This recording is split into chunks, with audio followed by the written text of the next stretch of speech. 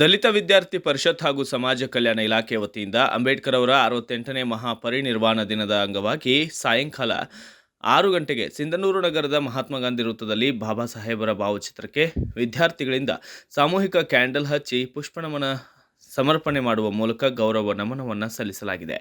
ಈ ಸಂದರ್ಭದಲ್ಲಿ ಸಮಾಜ ಕಲ್ಯಾಣ ಇಲಾಖೆಯ ಅಧಿಕಾರಿ ವಿಜಯಲಕ್ಷ್ಮಿ, ಪರಿಶಿಷ್ಟ ವರ್ಗಗಳ ತಾಲೂಕಾಧಿಕಾರಿ ಭೀಮಣ್ಣ ಸೇರಿದಂತೆ ದಲಿತ ವಿದ್ಯಾರ್ಥಿ ಪರಿಷತ್ನ ಜಿಲ್ಲಾಧ್ಯಕ್ಷ ಮೌನೇಶ್ ಜಾಲವಾಡಗಿ ಮಾತನಾಡಿದ್ದು ಹೀಗೆ.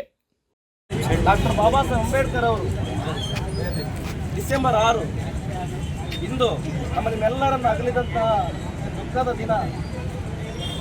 ಬಾಬಾ ಸಾಹೇಬರ ಮಹಾಪರಿನಿರ್ವಾಣ ದಿನವೇ ಅಂತೇಳಿ ಇಡೀ ಶೋಷಿತ ಸಮುದಾಯಗಳು ದುಃಖದಲ್ಲಿ ಕಗ್ಗತ್ತಲೆ ಮೋಡದಲ್ಲಿ ಮುಳುಗಿದಂತಹ ಒಂದು ಶೋಕದ ದಿನವನ್ನಾಗಿ ನಾವಿವತ್ತು ಇಡೀ ಜಗತ್ತೇ ಆಚರಣೆ ಮಾಡ್ತಾ ಇದೆ.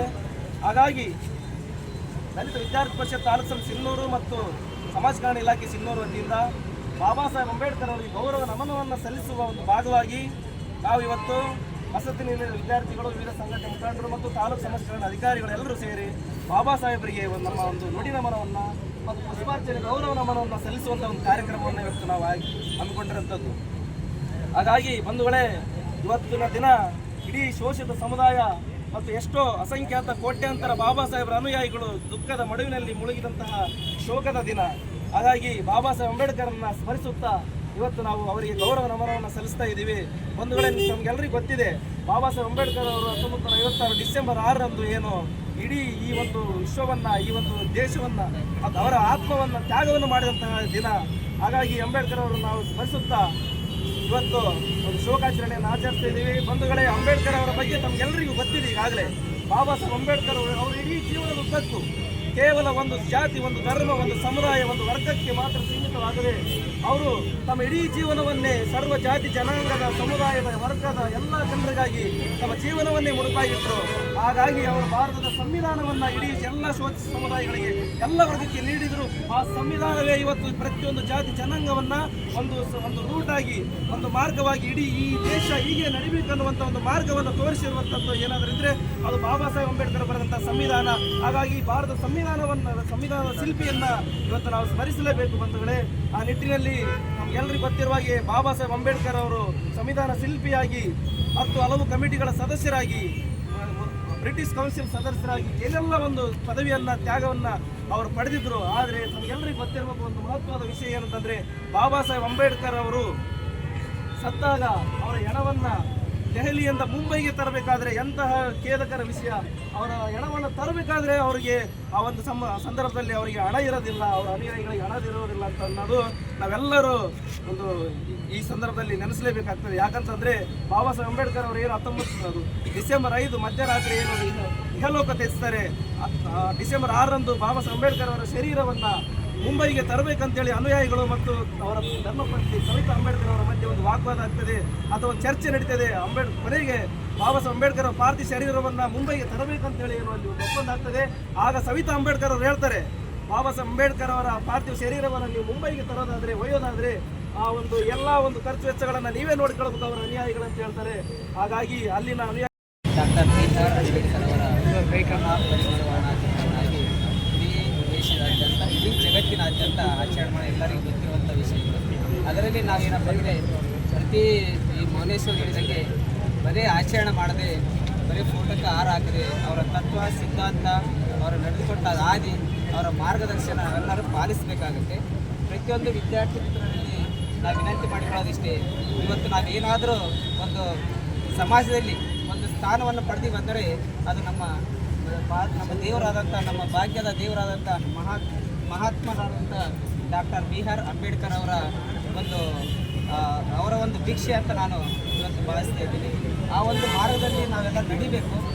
ಅಂದಂಗೆ ಒಂದು ಜಾಬ್ ಅಷ್ಟೇ, ಒಂದು ಇದರಿಂದ ನಾವೇನು ಒಂದು ಸ್ಥಾನ ಪಡ್ಕೊಳ್ತೀವಿ ಅಂದರೆ, ನಮ್ಮ ಹಿನ್ನೆಲೆ ಏನಿತ್ತು, ನಮ್ಮ ಪೂರ್ವಜರು ಏನು ಅನುಭವಿಸಿದ್ರು, ಇವತ್ತು ನಾವು ಏನು ಅನುಭವಿಸ್ತಾ ಇದ್ದೀವಿ. ನಮ್ಮ ಪೂರ್ವಜರು ಅನುಭವಿಸಿದಲ್ಲಿ ಒಂದು 5% ಕೂಡ ನಾವು ಇವತ್ತು ಅನುಭವಿಸ್ತಾ ಇಲ್ಲ. ಅಂಥ ಒಂದು ಸಮಾಜದಲ್ಲಿ ಇವತ್ತು ನಾವು ಬದುಕ್ತಾ ಇದ್ದೀವಿ ಅಂದರೆ ಅದಕ್ಕೆ ಕಾರಣೀಕರ್ತರಾದಂಥ ಬಾಬಾ ಸಾಹೇಬ್ ಅಂಬೇಡ್ಕರ್ ಕಾರಣ. ನಾವೆಲ್ಲರೂ ಇವತ್ತು ವಿದ್ಯಾರ್ಥಿಗಳು ತಿಳ್ಕೋಬೇಕು. ಪ್ರತಿಯೊಂದು ವಿದ್ಯಾರ್ಥಿಗಳು ಇವತ್ತು ನಾವು ಏನಾದರೂ ಒಂದು ಸಮಾಜ ಕಲ್ಯಾಣ ಇಲಾಖೆ ಆಗಲಿ, ಹಿಂದುಳಿದ ವರ್ಗ ಕಲ್ಯಾಣ ಇಲಾಖೆ ಆಗಲಿ, ಎಲ್ಲ ವಿದ್ಯಾರ್ಥಿಗಳು ನಾವು ಇವತ್ತು ಒಂದು ವಸತಿ ನಿಲಯದಲ್ಲಿ ಇದ್ದು ಇವತ್ತಿನ ಸ್ಥಿತಿಯಲ್ಲಿ ನಾವು ಏನಾದರೂ ಕೊಡಪಟ್ಟಿ ಅಂದರೆ ಅದಕ್ಕೆ ಕಾರಣಕರ್ತರೇ ನಮ್ಮ ಬಾಬಾ ಸಾಹೇಬ್ ಅಂಬೇಡ್ಕರ್. ಮತ್ತು ಪ್ರತಿಯೊಂದು ವ್ಯಕ್ತಿ ಕೂಡ ಇವತ್ತು ಸಮಾಜದಲ್ಲಿ ಪ್ರತಿಯೊಂದು ವ್ಯಕ್ತಿ ಒಬ್ಬ ದಲಿತರಿಗಷ್ಟೇ ಮಾಡಿಲ್ಲ ಅವರು. ಮಹಾಪರಿನಿರ್ವಾಣ ದಿನ ಅಂತ ಕರೆಯಲಾಗ್ತದೆ. ಇವತ್ತಿನ ದಿನ ಇಡೀ ಒಂದು ದೇಶ ಶೋಕದಲ್ಲಿದ್ದರೆ ಬಾಬಾ ಸಾಹೇಬ್ ಅಂಬೇಡ್ಕರ್ ಅವರ ಮಾಡಿದಂತಹ ಎಲ್ಲ ಒಳ್ಳೆಯ ಕಾರ್ಯಗಳಾಗಿ ಬಹಳಷ್ಟು ನಮಗೆ ಈ ಒಂದು ದೇಶಕ್ಕೆ ಬಹಳಷ್ಟು ಒಂದು ಮುನ್ನಡೆಯನ್ನು ಕೊಟ್ಟಿದೆ. ಸೊ ಹಾಗಾಗಿ ಬಾಬಾ ಸಾಹೇಬ್ ಅಂಬೇಡ್ಕರ್ ಅವರನ್ನು ಸಂವಿಧಾನದ ಪಿತಾಮಹ ಎಂದೇ ಕರೆಯಲಾಗ್ತಾ ಇದೆ.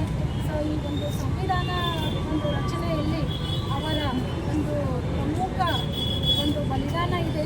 ಅವರ ಇಡೀ ಜೀವನವನ್ನೇ ಈ ಒಂದು ಸಂವಿಧಾನ ಒಂದು ರಚನೆಗಾಗಿ ತ್ಯಾಗವಾಗಿ ಇಟ್ಟಿದ್ದಾರೆ. ಈ ಒಂದು ಸಂವಿಧಾನದಲ್ಲಿ ದೀನ ದಲಿತರಿಗಾಗಿ, ಹಿಂದುಳಿದ ವರ್ಗದವರಿಗಾಗಿ ಹಾಗೂ ಮಹಿಳೆಯರ ಹಕ್ಕುಗಳಿಗಾಗಿ ಬಹಳಷ್ಟನ್ನು ಹೋರಾಟ ಮಾಡಿದ್ದಾರೆ. ಉದಾಹರಣೆಗೆ ಈಗ 12ನೇ ಶತಮಾನದ ಬಸವಣ್ಣವರ ಕೆಲವೊಂದು ತತ್ವಗಳನ್ನು ಹಾಗೂ ಮೈಸೂರಿನ ಒಡೆಯರಾದ ಕೃಷ್ಣರಾಜ ಒಡೆಯರಾಗಿರ್ಬೋದು, ಆಮೇಲೆ ಮಹಿಳಾ ಶಿಕ್ಷಕಿ ಅಂತಂದು ಹೆಸರುವಾಸಿಯಾದಂತಹ ಸಾವಿತ್ರಿಬಾಯಿ ಫುಲೆ ಇವರ ಹಾಗೂ ಬುದ್ಧನ ಮಹತ್ವಗಳನ್ನು, ಇವು ಎಲ್ಲವುಗಳನ್ನು ಆದರ್ಶಗಳನ್ನು ಈ ಒಂದು ಸಂವಿಧಾನದಲ್ಲಿ ತೆಗೆದುಕೊಂಡು ನಮ್ಮ ಒಂದು ಇಡೀ ಜನತೆಗೆ ಒಂದು ಭ್ರಾತೃತ್ವ ಭಾವನೆಗೋಸ್ಕರ ಎಲ್ಲರೂ ಒಂದೇ, ಇಡೀ ದೇಶದ ಜನಾಂಗದವರು ನಾವು ಒಂದೇ, ನಾವು ಹೋರಾಡುವುದು ನಮ್ಮ ಒಂದು ಹಿತಕ್ಕಾಗಿ ಅಂತ ಹೇಳಿ ಅವರ ಒಂದು ಆಶಯಗಳನ್ನು ನಾವೆಲ್ಲರೂ ಈ ಮೇಲಾಗಿ ನಮ್ಮ ವಿದ್ಯಾರ್ಥಿಗಳು ಇದನ್ನು ಅರ್ಥ ಮಾಡ್ಕೋಬೇಕು. ಮುಂದಿನ ಅವರ ಒಂದು ವಿದ್ಯಾಭ್ಯಾಸದಲ್ಲಿ ಅವರ ಒಂದು ಆಶಯಗಳನ್ನು ಪೂರೈಸಬೇಕು ಅಂತ ಹೇಳ್ತಾ ಈ ಒಂದು ದಲಿತ ಪರಿಷತ್ ಸಾಹಿತ್ಯ ಇವರು ಒಂದು ಕಾರ್ಯಕ್ರಮವನ್ನು ಆಯೋಜಿಸಿದ್ದಕ್ಕೆ ಅವರಿಗೆ ನಾನು ಧನ್ಯವಾದಗಳನ್ನು ಹೇಳ್ತೇನೆ. ಹಾಗೂ ನಮ್ಮ ಎಲ್ಲ ವಿದ್ಯಾರ್ಥಿಗಳಿಗೂ ಒಂದು ಸಹಕಾರ ನೀಡಿದ್ದಕ್ಕೆ ಹಾಗೂ ನಮ್ಮ ಸಿಬ್ಬಂದಿ ವರ್ಗದವರಿಗೆ ಎಲ್ಲರಿಗೂ ಒಂದು ಧನ್ಯವಾದಗಳನ್ನು ಹೇಳ್ತೀನಿ. ಹಾಗೆ ಮತ್ತು ಪತ್ರಕರ್ತರಿಗೂ ಕೂಡ ಒಂದು ಧನ್ಯವಾದಗಳನ್ನು ಸಲ್ಲಿಸ್ತೇನೆ. ಈ ಸಂದರ್ಭದಲ್ಲಿ ದಲಿತ ವಿದ್ಯಾರ್ಥಿ ಪರಿಷತ್ನ ಜಿಲ್ಲಾಧ್ಯಕ್ಷ ಮೌನೇಶ್ ಜಾಲವಾಡಕಿ, ತಾಲೂಕಾ ಅಧ್ಯಕ್ಷ ದುರ್ಗೇಶ್ ಕಲ್ಮಂಗಿ ಸೇರಿದಂತೆ ನರಸಪ್ಪ ಬಡಿಗೇರ್ ಮತ್ತು ಇತರರು ಭಾಗಿಯಾಗಿದ್ದರು. Bureau report Basavaraj Bukkanahatti, BV5 news Kannada, Sindhanur. Thanks for watching. Read, discuss and debate with editor Dr. Yan Prashant Rao. Wanted reporters in print, digital and visual media for Bharat Vaibhav Daily Newspaper, BV News 5 Channel and BV Fast Web News from all the talukas of Karnataka, Goa and Maharashtra. If interested, send your resume to 9019229369.